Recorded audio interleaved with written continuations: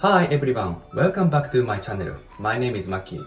So in today's lesson, we are going to learn how to use aru and iru in Japanese. These are very important verbs in Japanese grammar. They are used in many everyday situations, but there is an important difference between them. Let's understand it together in this video. I make beginner-friendly Japanese lessons, so don't forget to like and subscribe to my YouTube channel.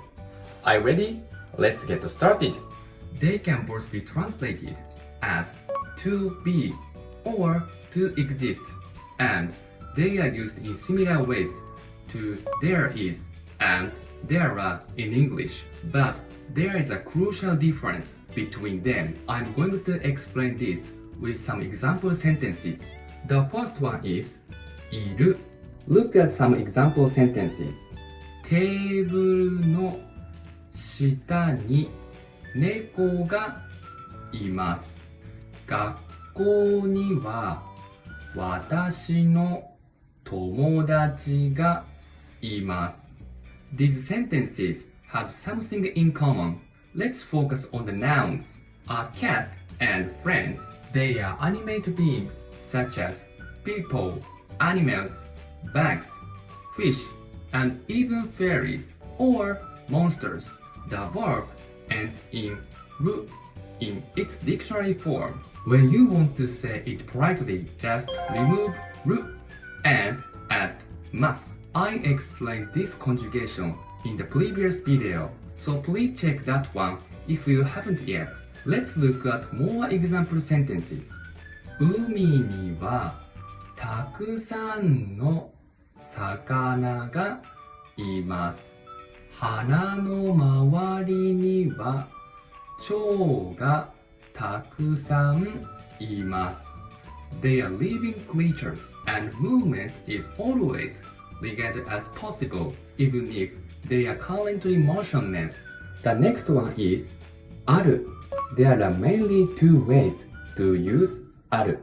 The first one is inanimate things. It expresses the existence of inanimate things. Look at some example sentences.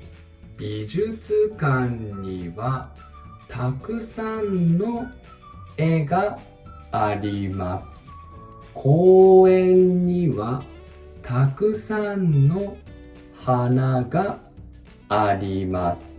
Why do we use ある? Because paintings and flowers don't move by themselves, so they are considered inanimate. Please remember that only flowers are exception. 駐車場に車があります。車がまっすぐ進んでいます。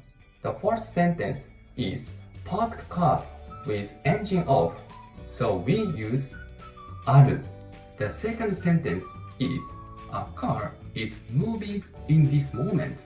Basically, machine and vehicles are usually with ある, but they are moving or expect to move. We use いる.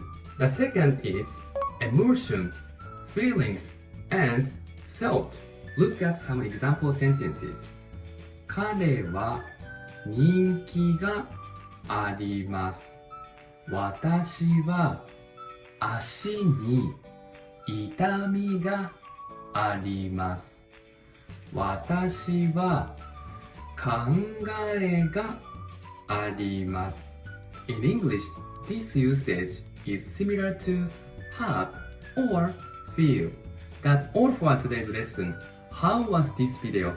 Thank you so much for watching. So see you next time. Bye bye.